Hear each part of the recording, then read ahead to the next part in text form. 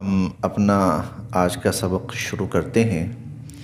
اعوذ باللہ من الشیطان الرجیم، بسم اللہ الرحمن الرحیم۔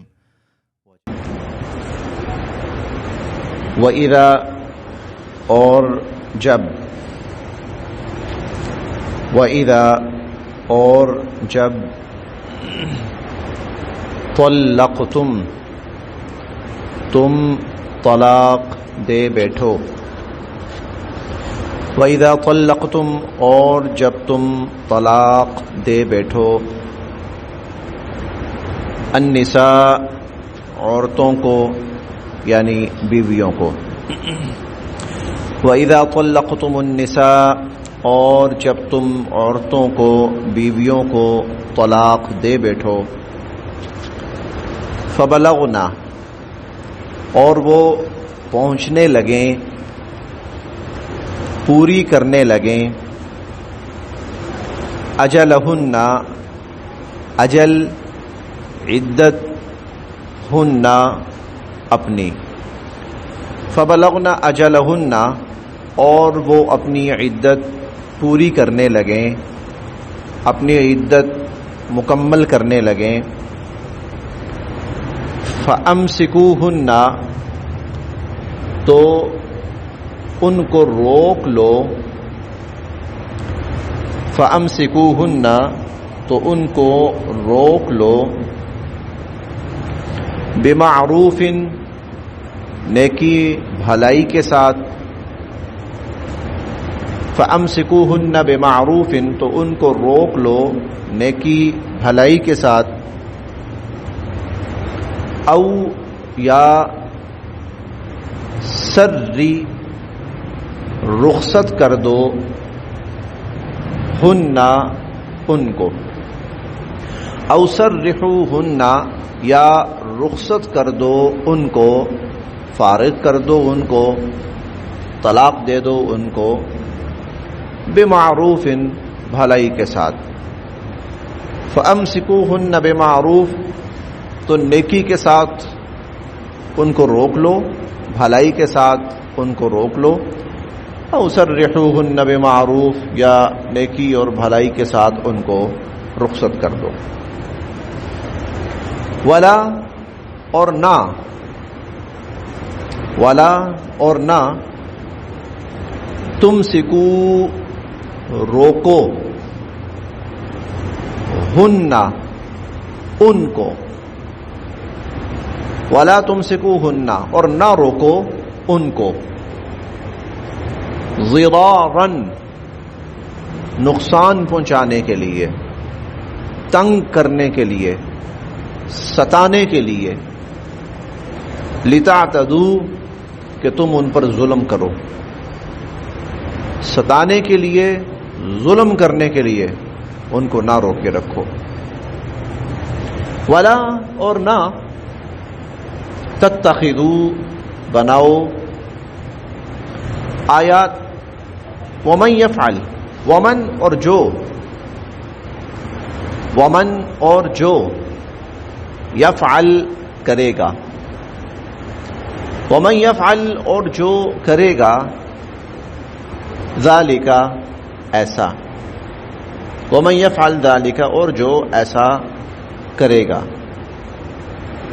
فقد تو یقیناً، ظالم اس نے زیادتی کی، اس نے ظلم کیا، نفسہ اپنے آپ پر، فقد ظلم نفسہ تو اس نے اپنے آپ پر ظلم کیا۔ اس آیت میں جو صورت بیان ہوئی ہے، ایک بات ہم بارہا پڑھتے ہیں، سنتے ہیں، پڑھتے ہیں کہ اسلام سے قبل عرب کے معاشرے میں عمومی طور پر عورت کی کوئی عزت نہیں تھی، عورت کا کوئی مقام نہیں تھا،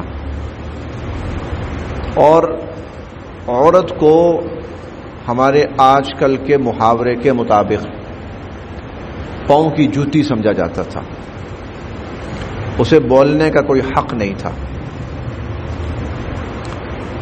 حضرت عمر رضی اللہ تعالیٰ عنہ نا یہ اصل میں مہاجر تھے، مکہ کے رہنے والے تھے. مکہ اور ان علاقوں میں خاص طور پر عورت کو عزت نہیں دی جاتی تھی، اس کا احترام نہیں کیا جاتا تھا. اس سے رائے لینا یہ تو بہت بڑی بات ہے، اس سے مشورہ کرنا یہ تو بہت بڑی بات ہے. جب مدینہ منورہ تشریف لائے رسول اللہ صلی اللہ علیہ وسلم، مدینہ کی عورتوں کا مزاج تھوڑا سا مختلف تھا، وہاں کا ماحول تھوڑا سا مختلف تھا. وہاں عورتوں کو نسبتاً کچھ بہتر حالات میسر تھے. اور پھر حضور صلی اللہ علیہ وسلم کا جو طرز عمل تھا اپنی ازواج مطہرات کے ساتھ بہت ہی مشفقانہ، بہت ہی بے تکلفانہ، کہ بیوی کی بات سننا، اس کو ترجیح دینا، اس سے مشورہ لینا، اس کی عزت کرنا، کروانا، عزت کرنا اور عزت کروانا. آپ اس سے اندازہ لگائیں کہ حضور علیہ الصلوۃ والسلام نے، ایک صحابی نے دعوت دی آپ کو، اللہ کے نبی آپ تشریف لائیے، تھوڑا سا کھانا تناول فرمائیے. تو حضور علیہ الصلوۃ والسلام نے پوچھا عائشہ کی دعوت بھی ہے میرے ساتھ؟ کہا اللہ کے نبی نہیں، صرف آپ کی. فرمایا پھر میں نہیں آتا، پھر میں نہیں آتا. جس دن اس کی دعوت کرو گے نا میرے ساتھ تو پھر میں آؤں گا. پھر میں اس قسم کا عزت دی، عزت کروائی حضور علیہ الصلوۃ والسلام نے. اور مدینہ کی عورتوں کا مزاج اور ماحول تھوڑا سا مختلف تھا. حضرت عمر رضی اللہ عنہ تھے، مہاجر، مکہ سے آئے تھے، وہاں عورت کی کوئی بات سنتا ہی نہیں تھا. تو مدینہ کی عورتوں کو دیکھ کر نہ کڑتے تھے. تمہیں کس نے کہا درمیان میں بولو؟ تم کون ہوتی ہو بولنے والی؟ تم سے کس نے مشورہ مانگا ہے؟ تو یہ تھوڑا سا مزاج تھا ایک، خاص طور پر مکہ اور اس کے جو قرب و جوار کے علاقے تھے. ایک چیز آپ نوٹ کریں گے، مکہ جو ہے نا، وہاں آپ کو نا لوگوں کے مزاجوں میں عجیب طرح کی سختی اور کرختگی ملے گی. مدینہ آپ دیکھیں، وہاں کے لوگوں میں آپ کو نا نرمی ملے گی، فطری سی ایک. مکہ کا ماحول آپ کو نا ہر وقت وہ تناؤ والا ملے گا. مدینہ کا ماحول آپ کو بڑا ریلیکس ملے گا، پرسکون. یہ ایک فطری طور پر اللہ تعالیٰ نے کچھ جگہوں میں حضور علیہ الصلوۃ والسلام کی تشریف آوری کے بعد مدینہ کو اور زیادہ امن ملا، اور زیادہ سکون ملا. لیکن آپ کی تشریف آوری سے قبل بھی مدینہ کا مزاج جو یثرب کہلاتا تھا مکہ سے مختلف تھا. شاید وہ حضور علیہ الصلوۃ والسلام کے مزاج سے مناسب تھا یثرب کا مزاج، اس لیے حضور علیہ الصلوۃ والسلام کو اللہ نے مدینہ منورہ ہجرت کا حکم فرمایا، اور یہ آپ کا مقام اور مسکن اور آپ کا دار الحکومت اور دار الخلافہ اور سب کچھ بنا. پھر ہمیشہ ہمیشہ کے لیے آپ کی ذات اقدس اب وہاں آرام فرما ہے. تو یہ لوگ، عرب کے لوگ، عورت کو کچھ بھی نہیں سمجھتے تھے. اب کرنا کیا؟ طلاق دینی عورت کو، اور جب عورت عدت کے قریب پہنچنے لگی تو پھر نکاح کر لیا، رجوع کر لیا، پھر طلاق دے دی، کسی بات پہ طلاق دے دی. پھر عدت کے قریب پہنچنے لگتی پھر رجوع کر لیا. رجوع کیوں کرتے تھے؟ تاکہ یہ میرے نکاح سے نکل نہ سکے. میرے ہاتھ سے نکل گئی پھر تو میں کچھ نہیں کر سکتا اس کا. تو جب تک میرے نکاح میں ہے اس وقت تک تو میں اس کے ساتھ جو مرضی کروں. اور اسی لیے یہ حرکت کرتے تھے. نکاح ہوا، طلاق دے دی، عدت ختم ہونے لگی ہے تو پھر دوبارہ رجوع کر لیا، پھر طلاق دے دی، پھر عدت کے قریب پہنچنے لگی پھر رجوع کر لیا. نہ تو چھوڑتے تھے کہ عورت کہیں اور نکاح کر سکے، اور نہ ہی اس کو خیر اور عافیت کے ساتھ رکھتے تھے. اللہ پاک نے اس آیت میں ان لوگوں کی اصلاح فرمائی اور ان کے طرز عمل پر نکیر فرمائی، اور ان کے طرز عمل کی اصلاح فرمائی. اور وہ یہ وَإِذَا طَلَّقْتُمُ النِّسَاءَ، اور جب تم عورتوں کو طلاق دے بیٹھو، فَبَلَغْنَ أَجَلَهُنَّ، اور پھر وہ اپنی عدت کے قریب پہنچنے لگے، ان کی عدت پوری ہونے لگے، کیونکہ عدت پوری ہو گئی تو نکاح ٹوٹ جائے گا، نکاح ختم ہو جائے گا. تو فَبَلَغْنَ أَجَلَهُنَّ، وہ اپنی عدت کے قریب پہنچنے لگیں تو فَأَمْسِكُوهُنَّ، تو ان کو اگر روکنا ہے تو نیکی اور بھلائی کے ساتھ روکو. فَأَمْسِكُوهُنَّ بِمَعْرُوف، ان کو روکنا ہے تو نیکی اور بھلائی کے ساتھ، یعنی اگر اپنے نکاح میں رکھنا ہے تو انسانوں کی طرح نیکی کے ساتھ، بھلائی کے ساتھ. او یا سرحوهن بمعروف، خیر و خوبی اور بھلائی کے ساتھ رخصت کر دو ان کو. اگر تم سمجھتے ہو کہ تم اس کو سکون سے نہیں رکھ سکتے تو بھائی فارغ کر دو اس کو، کہیں اور اس کا نکاح ہو جائے. ولا تمسکوهن، اور ان کو نہ روکو ضرارا، نقصان پہنچانے کے لیے، لتعتدوا، کہ تم ان پر زیادتیاں کرو، ان پر ظلم و زیادتی کرنے کے لیے، نقصان پہنچانے کے لیے ان کو اپنے نکاحوں میں نہ روکے رکھو. ومن یفعل ذلک، اور جو ایسا کرے گا، فقد، یقیناً، ظلم، اس نے ظلم کیا، نفسہ، اپنے آپ پر. جو ایسا کرے گا اس نے اپنے آپ پر ظلم کیا، یعنی اپنی دانش میں وہ یہ سمجھ رہا ہے کہ بیوی پر ظلم کر رہا ہے، لیکن حقیقت میں وہ اپنے آپ پر ظلم کر رہا ہے، وہ اپنے آپ پر ظلم کر رہا ہے. تو یہاں سے کہہ سکتے ہیں ہم کہ بیویوں پہ ظلم کرنے والے در حقیقت اپنے آپ پہ ظلم کرتے ہیں. بیویوں پہ ظلم کرنے والے در حقیقت اپنے آپ پہ ظلم کرتے ہیں. ومن یفعل ذلک، جو ایسا کرے گا، فقد ظلم نفسہ، تو اس نے اپنی جان پر ظلم کیا. ہم انشاءاللہ چوتھے پارے میں سورۃ النساء میں پڑھیں گے.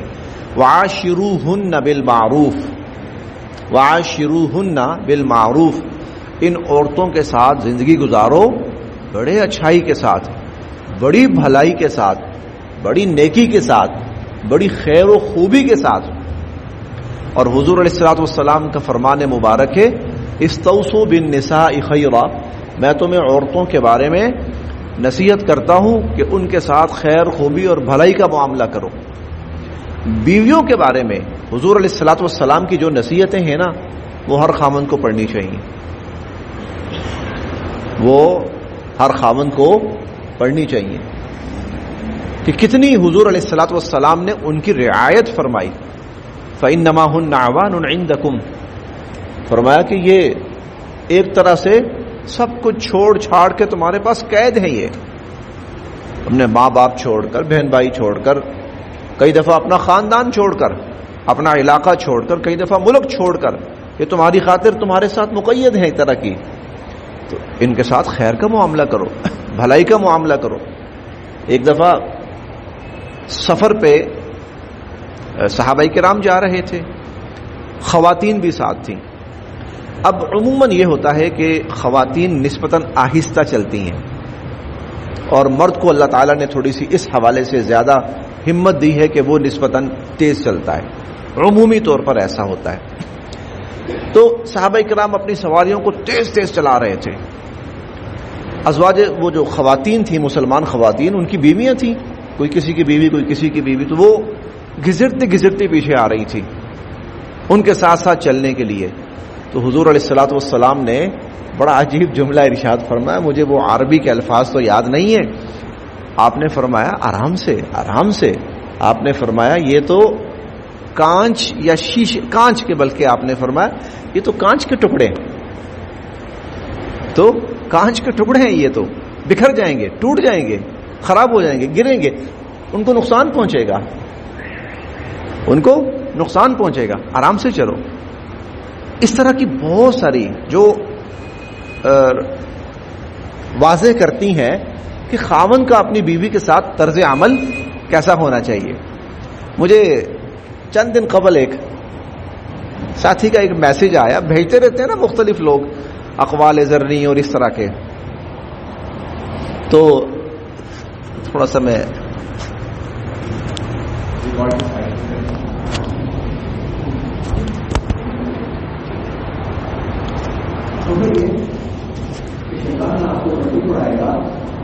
تعلیم ہے یہ اللہ پاک کے ان فرامین کا مفہوم ہے، وعاشروہن بالمعروف، ان کے ساتھ نیکی کے ساتھ، بھلائی کے ساتھ، خیر نکاح میں رکھو، اچھے انداز سے رکھو، اور نہیں رکھ سکتے ہو اچھے انداز سے رخصت کر دو، فارغ کر دو، لٹکا کے نہ رکھو کہیں پر بھی۔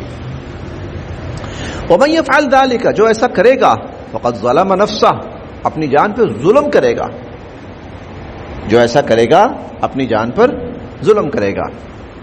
ولا، اور نہ، تتخذوا، بناؤ، ولا تتخذوا، اور نہ بناؤ، آیات، آیات بھی کہہ سکتے ہیں، احکام بھی کہہ سکتے ہیں، اللہ، ولا تتخذوا، اور نہ بناؤ، آیات اللہ، اللہ کی آیات کو، اللہ کے احکام کو، ہزوا، مذاق، اور اللہ کی آیات اور اللہ کے احکام کو مذاق نہ بناؤ۔ یہ مذاق نہ بنانا، اس کی بہت ساری قسمیں اور بہت سی شکلیں۔ صحیح بخاری میں روایت ہے کہ ایک صحابی نے نا اپنی بیوی کو مذاق میں طلاق دے دی، مذاق میں طلاق دے دی۔